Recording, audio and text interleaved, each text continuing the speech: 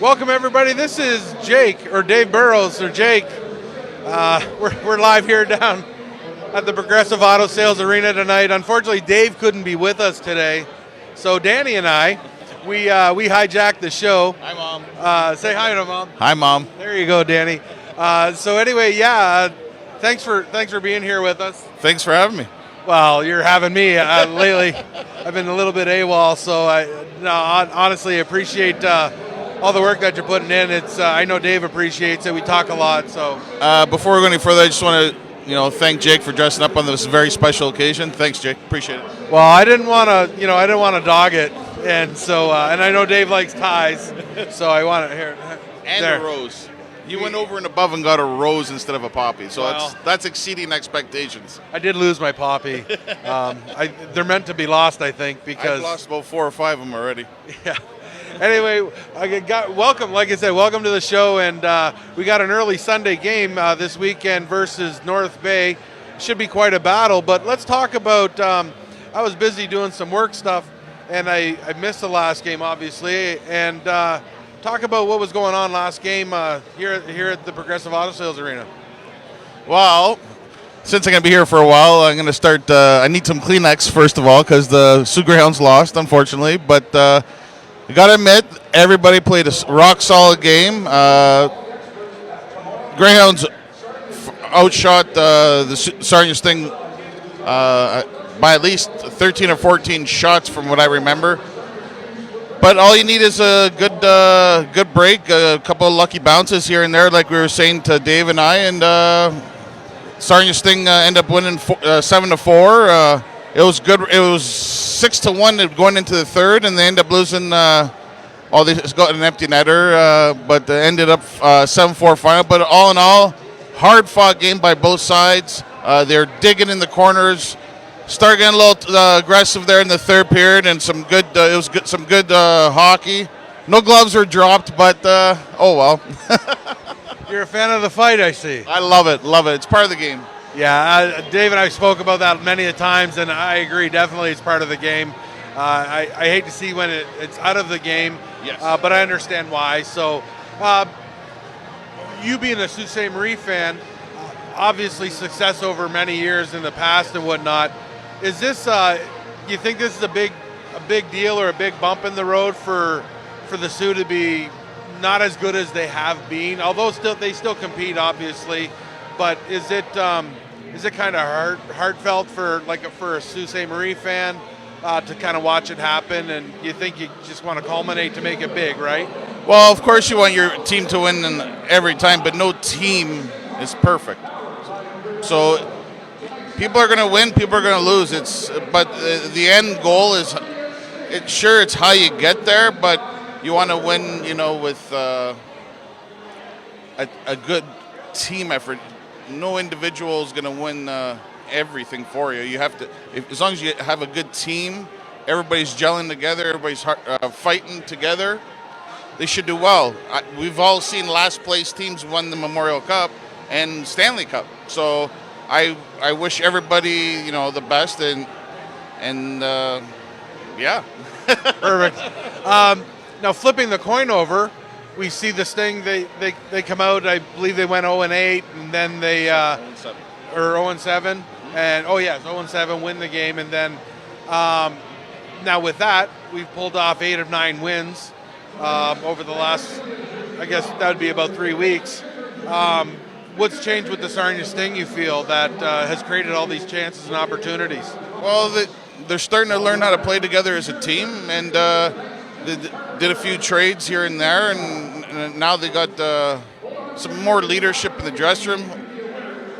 It's kind of hard. I haven't seen too many teams with 4 goalies in the lineup, but, Coy, he's showing some good leadership in the dressing room and on the ice. He's playing very well. It's all, like I said, a group effort. You got to stick together as a team. No one person's going to win it all. Right on. Now, coming here today, we have North Bay Battalion. Head coach Stan Butler's been in the league, been in hockey forever. Yep. Great guy. He's got a big squad over there. I was watching him in warm-ups. They're huge and massive, but they've only been able to reel off about 3 wins.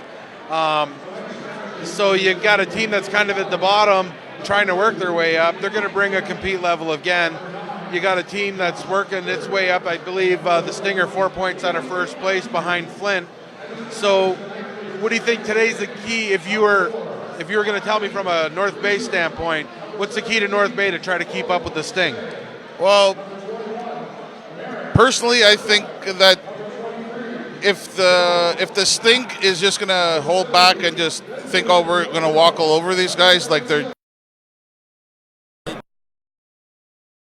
and they want to win, you better step up your game. Otherwise, they're going to walk all over you. Absolutely. Now, bringing over to the Sting side, what do you think would be most beneficial for the Sting as far as, start the game, the first 20 minutes? We're going into the first 20 minutes here, so what would you think the Sting need to do to maybe bury the team that's traveled so far? You're the last game of the weekend, obviously, so they've had a long weekend. What do you think the key advantage for the Sting to do in the first period? Personally, what I would honestly do, I'd be aggressive as heck in the first period and just go at them hard and shut them down early. And then, second, third period, get back to hockey. But in the first period, you got to shut them down. You got to show them that you're there to win, and no one's going to put you down. What's your thoughts on Josling, how he's playing this year? Is that a surprise, or is that something that we should have expected from him all this time sort of thing? And, how that leadership, as far as point totals and whatnot, how that's brought the whole team up and maybe have him as a leader. On Friday night, he made this place go crazy. He got the penalty shot and totally undressed the Taylor from the Sault Ste. Marie Greyhounds, and he made it look like scoring a goal was the easiest thing in the world, and it was a fantastic goal. Too bad it was against Greyhounds, but it was a fantastic goal, and he's got some soft hands for sure. I'm a big fan of hard work always pays off, and obviously that's the case for this, and it's nice to see the team thrive. That being said, 7-4 wins, 7-3 wins, do you think it's that run and gun offense of like the 80s Oilers, yep, where we're going to outscore you?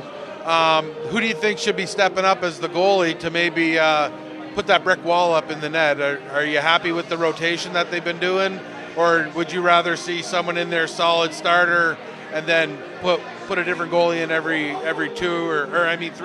three to four games as a rotate?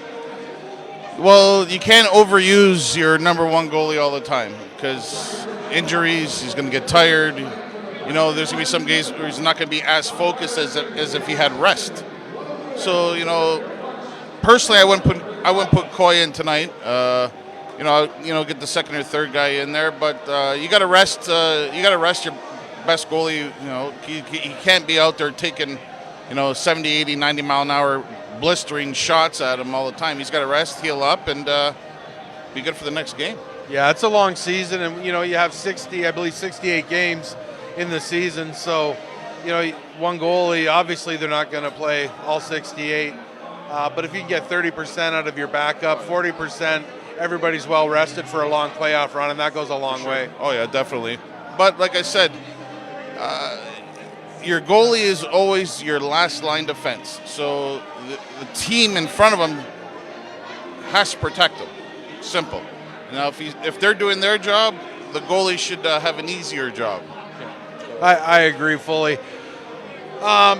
Really quick, we're gonna start kicking off here the game in about 2 or 3 minutes. Looks like about 5 minutes before we actually drop the puck here at the Progressive Auto Sales Arena, and just wanted to mention all the people tuning in today, watching. Dave Burrows will be live at Veterans Park tomorrow for the Remembrance Day ceremony. So if you can't make it out, do yourself a favor, tune in live, and he'll have all the ceremony.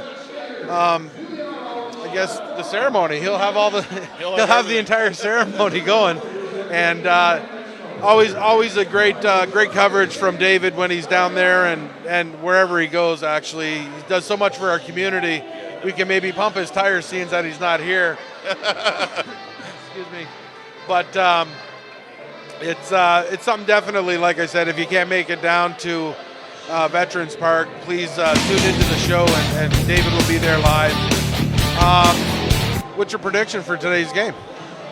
4-1 Sting. I'm going to go 6-2. Sting. Anyway, this is Jake and Danny. I don't know how to pronounce his last name. Say Coccomigilio. Jake and Danny. Live here at the Progressive Auto Sales Arena. Thank you very much, and we'll see you in the next, in the first intermission. Sounds good. Danny's coming back. Everything's good. So yeah, on behalf of Jake and Danny, we'll happy to do this for David, and we'll see you in the first intermission. Please tune in to the show with David Burrows and Jake and Danny.